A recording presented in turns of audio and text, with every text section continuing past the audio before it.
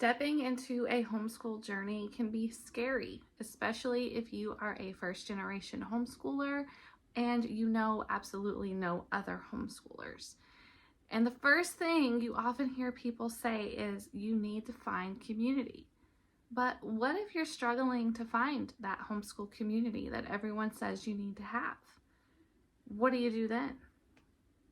Hello and welcome back to my channel. My name is Joni and I am the mom behind simplelivingmama.com. And here in today's video, I'm going to be talking about what to do if finding a homeschool community is hard. I don't have any notes for this video. I am just going to be sharing from my personal experience, and I'm going to be talking about some things that you can do to maybe make it a little bit easier to find that community that I know most all of us long for. So just to give you a little bit of a background if you are new here, I am a military wife, and that plays a pretty big role in how finding homeschool community has been difficult for my family. You may not have that experience, or you may. I know there are a lot of us out there, but I do know that that has played a pretty big role in some of the struggles that we have had, but I also know that we had struggles even before we went active duty in the military. That goes to show that I've been homeschooling for quite some time. We are about to start our 12th year of homeschooling. My oldest son is now going into the 11th grade, and I've been doing this the whole entire time that he's been school age, and I started learning about homeschooling even before then when he was still a toddler. So we've been doing this a long time, and I have had a lot of different experiences at this point, and I thought I would just talk about them. Maybe you can relate. And I'm also going to talk about some of the things that I plan to do going forward, because I still have quite a long ways to go in my homeschool journey, as my youngest child is only 4 years old. So I'm going to sort of start at the beginning.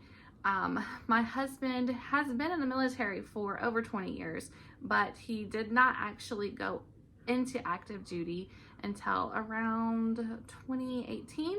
That said, he was in the reserves, and he did spend a lot of time doing active duty things while he was in the reserves as well. But while he was in the reserves, we were generally in one location. Now, we did end up moving to a new town during that time, but we stayed in the same general area as where we were from originally. I started homeschooling before it was popular, before there was a billion people on Instagram and here on YouTube sharing their experiences, sharing their journeys, and sharing both realistic and unrealistic, if we're being honest, looks at homeschooling. So I started before it was cool. Okay. The particular community that I grew up in had one very, very small and exclusive homeschool group. And I didn't even try to join it because they were very, very strict on who they allowed into their homeschool group. That being said, we did move to a bigger city close to where we were from originally that had more opportunities and more options. Now, my son started kindergarten, and I immediately thought I need to join a co-op, and that was available. There was a co-op close to our house, and I signed up for it without really understanding what I was signing myself up for. So in a traditional co-op setting, all of the parents are required to pitch in some way. So immediately I was tasked with teaching classes. Now keep in mind, I was a brand new homeschool mom who was really just kind of winging it myself. I also at that time had 2 younger children, and while we were a part of this co-op, I would very quickly become pregnant with both number 4 and number 5, because we were part of this co-op for about 2 years. And it was overwhelming, to say the least, because I felt like I did not know what I was doing. I started this co-op, I went in and I started teaching. I had, at the time, my youngest was about 18 months old, and he is my number 3, strong-willed to this day. I tried to leave him in the nursery with the moms that had younger babies who were in the nursery, and he screamed the entire time. So very quickly I learned I cannot leave this child in the nursery. So I had to take him with me so I could teach my class with him there. So it was kind of it was overwhelming to me is what it was. And then, like I said, I did become pregnant with my fourth, and at that time I was able to move out of teaching a class and into the nursery, which was a bit of a relief for me because then I didn't have to plan and prep and teach other people's children, all while I'm trying to keep it all going at home with my kids. Spent about, I don't know, a year or so in the nursery talking with the other moms and everything. There was kind of like a little shift that happened during this time. The leader of the co-op stepped down and another lady took her place. Now, the lady who took her place had not been a part of the co-op as long as I had. And I don't know exactly the full story. I still don't really understand exactly what happened, but this lady did not care for me too much. I had spent some time with her in the nursery, and just in casual conversation, she didn't really want to talk to me. And when we did interact, I got this feeling of, you can just tell when somebody doesn't really like you and they're trying to talk to you and be nice to you, but they don't really want to talk to you. I had this feeling from this woman. And, I kind of tried to brush it off and think, maybe it's just me. Maybe I'm just reading too much into things. But what ended up happening is I got pregnant with my fifth child. I think we took a semester off because, I quickly had two very small children on top of the three older children that I had. It was rough. And I was keeping up with them through social media and everything, and I knew that they were wanting to take the co-op to more of a Charlotte Mason based co-op, which I was very, very interested in. And when I reached out to her, like I said, we took maybe a semester off for when I had my fifth child, and I reached out to this lady and I said, hey, the co-op's starting back up. I would love to get it back in the co-op, and she just immediately snapped back and said, well, we're full. You're going to have to wait on the wait list. And I said, oh, okay. And that may have been the truth. I don't know. I don't know. But I just said, okay, it's quite clear and quite obvious to me that this is not where we need to be. So that was my first experience with a co-op. What I decided to do for my kids is sign them up for, it was called Enrichment Academy, and it was kind of a blessing, I guess, because I did not have to be there and teach a class. It was sort of like a drop-off thing where the kids could go and do elective type stuff, like they did an around the world class, and they did choir, and they did art, and they did different things like that. It was a little bit more expensive, but it wasn't horribly expensive, and I could, I didn't have to actively participate in the co-op or in the classes. So that worked out really well for me. And then during this time is when my husband decided to go active duty, and we got moved. And we got moved to a whole new state and a whole new area and a whole new place. So we ended up going to Alabama, and I did not join a single co-op while we lived in Alabama. And I will say we were the happiest when we were living there. What did I do? So what I did was I tried to find a wild and free group, and I did find one, but they weren't active at all. But I ended up connecting with somebody who lived literally just right down the street from me, and she had a daughter the same age as my daughter, and we were very interested in all of the same things homeschool wise. So she very quickly became a friend, and like my daughter became friends with her daughter, and it was just a wonderful experience. She introduced me to other people in the homeschool community. Now keep in mind, while we were living there is when COVID hit. So there were some times where we weren't really interacting with other people at all while we were living there, but overall we had an amazing experience. I signed my kids up for different classes, like we did dance classes with other homeschoolers. There was a lady in the community, wonderful lady, who did some different classes that she would do at people's homes, and we participated in those classes. There's like a bird watching class, a class called post crossing, a scripture melodies class. And it was just a really, really great experience. Now, we did move to another community while we were living in Alabama, and we, like I said, we didn't really get to live there very long. We lived there about a year, and I didn't get too deep into the homeschool community there, but we did do some classes and some 4-H stuff with them. So I never did sign up for a full-on homeschool co-op while we were there. We just participated in the community. We participated in classes where we could, and homeschool groups and things like that. And that was the best experience that we had by far. And then we had to move again. And we really did not want to move. We did not want to leave our home. We did not want to leave our community. We also had an amazing church community that wasn't even related to the homeschool community at all. But we had so many wonderful, great experiences. And then we moved to another area, and our experiences where we are currently at have not been the best experiences. And I will say, when we got here, I immediately started trying to figure out where we could fit in. Where can we go to get into a homeschool community? And right off the bat, they're just online. There's Facebook groups that you can join where you can find out about local things and stuff like that. Like right off the bat, there was drama. Of course, I wasn't a part of any of it, but it was playing out on the Facebook groups and all of these different groups. So right off the bat, there was drama going on, and I was like, okay, I don't even know where I want to go, what group we should join. I don't know. Right off the bat, it was kind of a strange experience.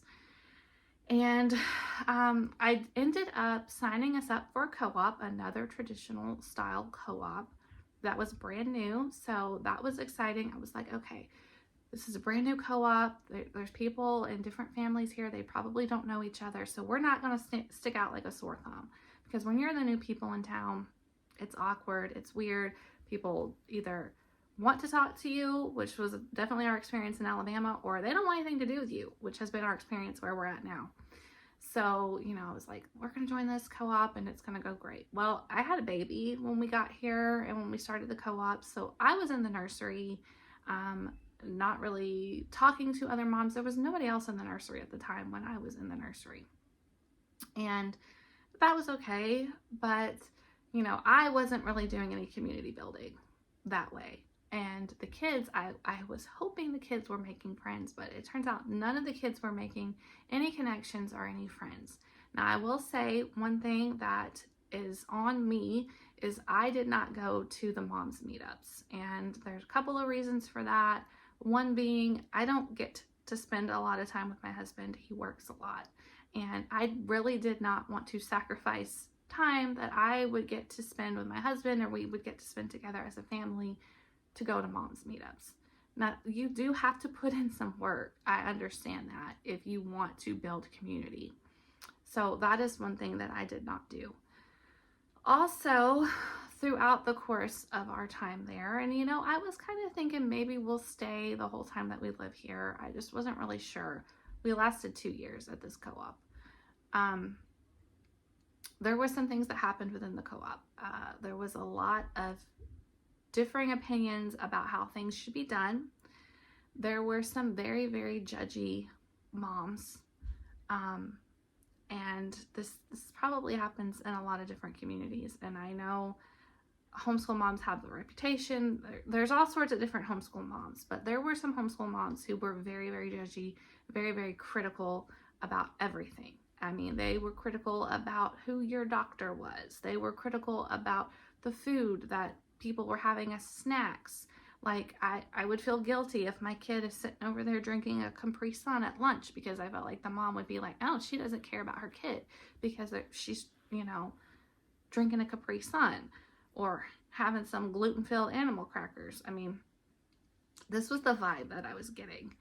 And one of the things that really pushed me over the edge was there was a big hullabaloo about a play that the kids were putting on, and this was a Christian co-op, but the people really differed in what they thought was acceptable as Christians to teach the kids. And they wanted absolutely nothing to do with any sort of magic or fairy tales or anything like that.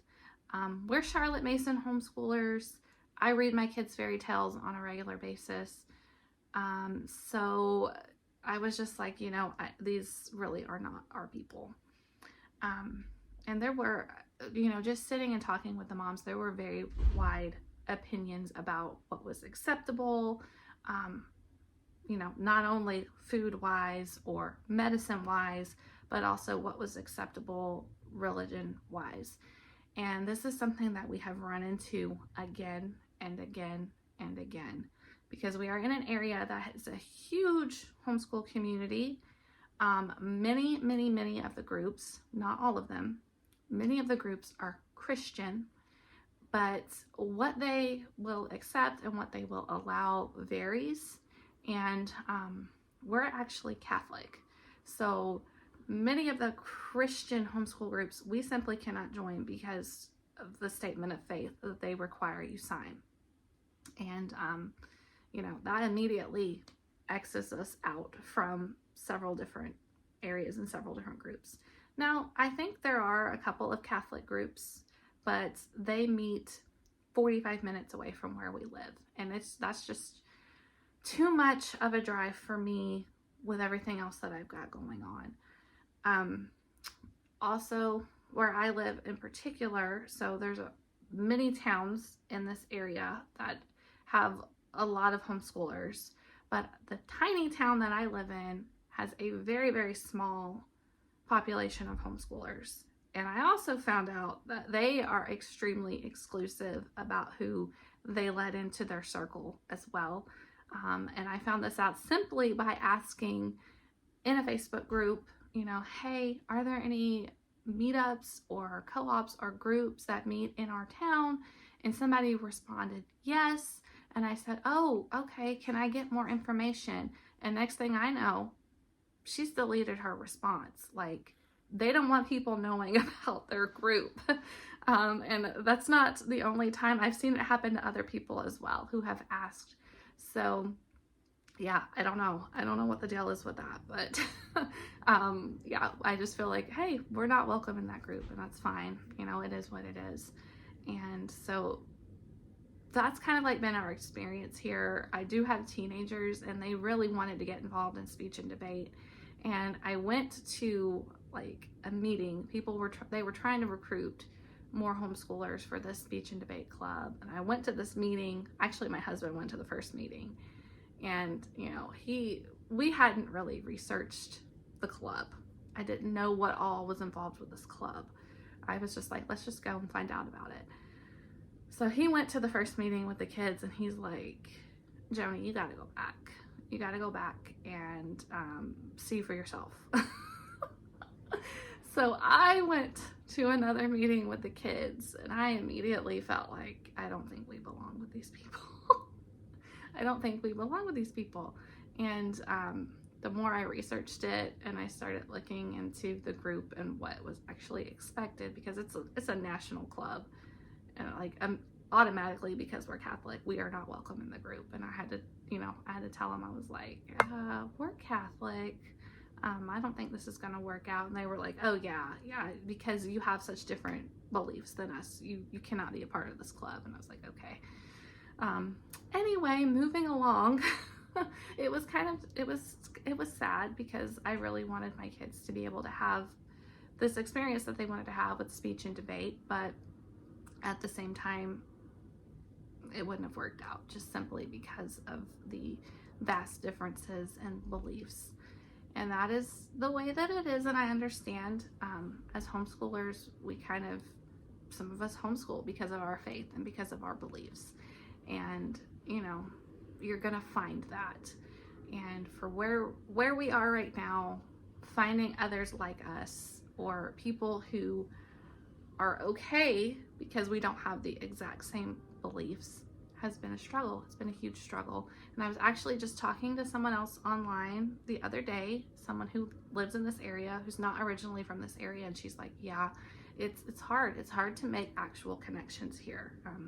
There's a lot of corporate people here going in and out, and then just the differences in the way people believe and who they want to actually associate with makes it difficult. So I've spilled our story. What are some things that we can do to make it better? And I kind of alluded to this before, but if you want to be involved in a community, you obviously have to put in the time. And that's something that I've struggled with, just because, like I said, I don't want to spend a lot of free time that I would have had with my husband or as a family trying to build community relationships. But it is necessary if you want to, build a community. Another thing I would say is don't give up. A lot of libraries have homeschool activities, homeschool groups. You can go to those. Keep looking. If you have, the homeschool community is growing, so it's entirely possible that something new will pop up in your area. So just keep an eye out for different things like that, different groups that you may be able to join that way. And something that I'm not really too keen to try where we're at right now, but in the future, start something yourself. Start a book club, start a park meetup, start something yourself and put yourself out there a little bit and try to build your community that way. I think that's probably one of the best ways to make friends and be known in the homeschool community space, and definitely something that you can try. As an introvert, that's very difficult for me. If you're introverted, I understand, but also if we want to build the community, we do have to put out the effort, right? Okay, something else. Your kids don't have to have just homeschooled friends. We are part of a church, a large church where there are very few homeschoolers. I will say the kids have not made any stellar friendships at our church. Our church is very much like the community that we have found here overall. People don't seem to really be wanting to make relationships. It's like they just show up for the class or for the service or whatever, and then they leave. That's unfortunate, but your church may be different, or you may have to try a little bit harder, like I just talked about. Also, extracurricular activities, whatever other things that your kids are involved in, they can make friends that way. Friends in the neighborhood, there are different ways that our kids can socialize and make friends, and it does not have to be just within the homeschool community. And that, the homeschool community may not be where you find your best friends. I mean, it may or it may not, it just depends. Okay, so I have spilled the beans on what has happened with us with different co-ops, and just sort of shared my different experiences with homeschool community. Leave me a comment down below. Have you had a hard time in the homeschool community, or have you found a wonderful homeschool community? I would love to know. If you enjoyed this video, please give us a thumbs up and subscribe to the channel, and I will see you in the next one.